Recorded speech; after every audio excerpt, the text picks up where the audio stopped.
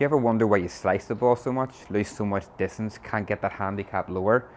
Watch this video. I'm going to talk you through exactly what causes the slice shot, give you 3 simple little things you can do to turn that slice into a beautiful little draw.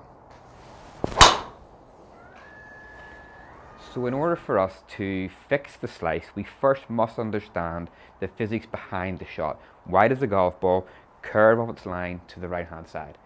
Now, we have to understand the relationship between the path of the golf club, which is my white alignment stick here. Now the path is not a straight line, it is a curved arc, but for the purposes of this, we're showing it as a straight line. So the path of the golf club and where the face is pointing as the club swings on that path is what's responsible for the curvature. So if I swing in a perfect path and the face points to the right, it's only going to curve to the right hand side. Conversely, if the face was pointing left of the path, we would create some hook spin. Now what do we typically see with a slicer? We would see a path that is more outside the golf ball, inside, swinging to the left of the target. So we combine that path and we combine the fact that the face is open to the path, it is going to create a lot of slice spin. Now the more the face is open, the more the path is left, the bigger the curvature you're going to experience. So that's the physics behind the shot. That is what makes the golf ball curve to the right. It's up to us now as golfers and coaches, and for me, this is something that I'm probably fixing 90% of my week on the lesson tee. It is now about what do we need to do in order to correct this. In my experience of helping golfers fix this thousands of times, the first thing we're going to address is the club face. And let me talk about why. We talked about the face being open for the slice shot. So if I was to set up to a golf ball, and let's say I got a golfer and I purposefully opened the face maybe 25, 30 degrees and asked them to take their grip. And I said to them, I'll be back in 5 minutes, figure out a way to hit a straight golf shot. Well, one thing they're not going to do is try to swing perfectly down the target line with a beautiful path. They're going to have to figure out and throw in a variable to square that face. Now, if I swing from the inside, it's quite hard to square it. I need a lot of this happening. Now look what happens if I was to square it by swinging very commonly forwards over the top. Notice how the face begins to point to the target, albeit for a very brief second because we're swinging across the golf ball. But it is this path, the leftward path, that is going to help match that club face up. So I don't really think the golfer is necessarily swinging way to the left because that's how they think golf should be played. The reason they're swinging to the left so severely is because their face is far too open. So first thing we must do is fix the face. And in doing so, I would expect you to hit the golf ball to the left. And that is absolutely okay. Once we can get the face to a position where you can confidently hit the golf ball left, it doesn't curve back as much, we can then set about shifting the path of the golf club. Hey guys, hope you're enjoying the video. If you are, I'd love it if you consider subscribing to the channel, maybe hit the like button, drop a comment below. I record videos like this every single week to help make golf more simple. Okay, let's get back to the video. We're going to do that with a grip change. Whenever I see people with the open face, now not every single time, but 85–90% of the time, it is a poor grip that is opening the golf club. We're going to look at your grip and we want to make sure when your arm just hangs naturally from its shoulder, you notice that your back of your lead hand will face off at a 45-degree angle. That's how I want you to apply that to the golf club. We don't want to take this natural hanging arm position of a 45-degree angle, twist it to its unnatural position, apply it to the grip. Now watch if I let my arm just hang back naturally again, the club face points to the right. Then that golfer has to orientate a golf swing to match that. So remember, let your lead hand hang, 45-degree angle. You'll see the thumb is turned slightly inwards. That's how we apply it to the grip. So when I look down now, I can see 2 to 2.5 knuckles, even 3 is okay. We can see my thumbprint is on the right side of the grip and the bone of my thumb is directly above that thumbprint. Crucially, you'll see that the butt of the golf club sits on this fleshy part of my pad of my hand there. A little checkpoint for you would be if we could hold it out in front, take those 3 fingers off and your thumb. If it balances between the index and that pad, the heel pad of your hand, the club's in the correct place. All too often what I see is people putting the golf club way up into the palm, then they can't get that hand far enough around the golf club, leading to that open face. So remember, let's get it to the thumb to the right of center, and notice that in my hand it's running more across the base of my fingers. Keep it away from too high in the palm. That will be open face. Your trail hand, your right hand for the right hander, is just going, its objective is going to cover that left thumb, okay? But once again, it's more into the base of the fingers. So base of the fingers for the left hand, base of the fingers for the right hand. That's going to get us in a good spot. And your checkpoint as you do this, if you look in a mirror, you want to see the V between your thumb and your forefinger, point to your right shoulder, and if you notice as I apply my trail hand on, that V points exactly the same direction. Now that gives me more opportunity to have that square face. So if I grab my driver again, with that good lead hand, trail hand grip, remember that club face is going to be square. Now if I adopt the same swing as with the irons, but now the face is square, what I should expect to see is a pull shot. So if I set up to my driver again, club face is in a better position, same swing,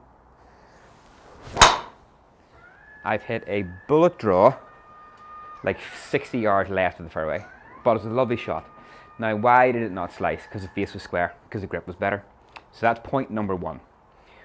What we can do now is if somebody hits maybe 10 shots like that, they begin to trust that the golf ball is not going to slice back. So then they don't feel like they have to aim so far left, bring the club so far across, amplifying that slice. Trust the face first, hit those pull shots, then we can start to change the direction the club's traveling and that club path. Second thing we got to do now is we got to fix the path of the golf club.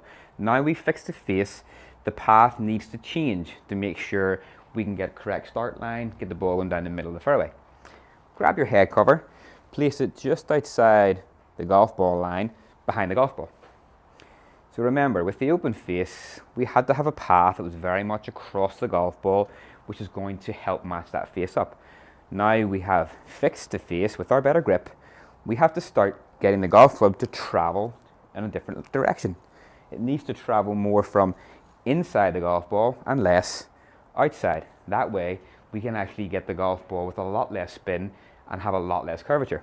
So make some rehearsal swings with that good grip, just nice and smooth, nice and slow. Build it up, get a feel for the club feeling like it's traveling from inside to the outside of the target line. So if I set my good grip up again, made plenty of rehearsal swings. Let's see, can I get one maybe going down more the right side with a little bit of draw with this better grip.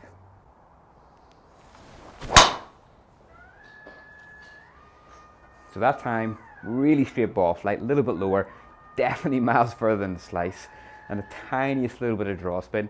Now that was because the path, which was suitable to the face, which was much squarer, so I didn't experience any curve in that golf ball. So the third and final thing that we want to do when we're addressing this slice is figure out how we can square the face a little bit better. So I've got my iron back again with the face indicator. What slicers tend to do is through impact, we talked about the grip and the path, but through impact you'll see a lot of slicers have the face very much open, pointing to the sky. So what really happens is the heel beats the toe to the golf ball.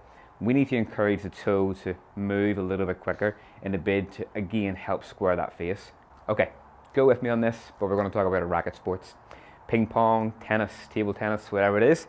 We're going to talk about the drop shot, slice shot, the weakest shot that you would play in that sport. What happens? Well, you see the racket would work across the ball. The strings would point more skywards. Now, why is that important in golf? So the relevance of that, think of the strings being the face of the golf club. If I do the same thing, very, very similar to what slicers do on the way through impact. So what's the opposite? What's the face that squares quicker, the racket that squares quicker, the more powerful shot, the top spin effect? Well, we're not going to have the strings facing the sky and the path of the racket working across. It's the opposite.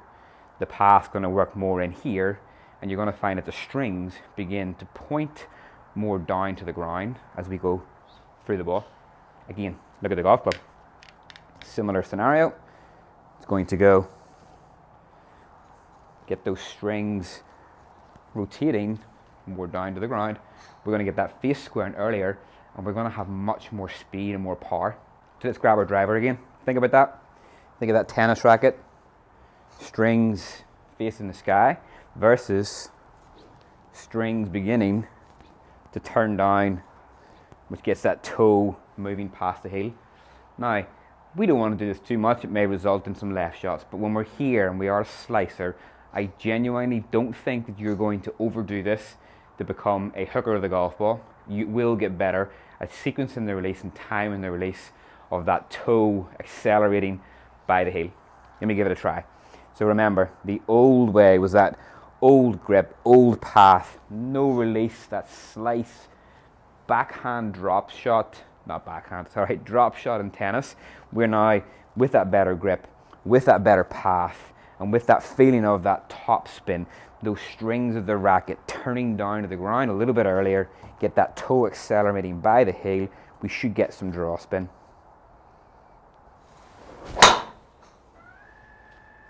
I really hope you picked that up because that's absolutely nailed.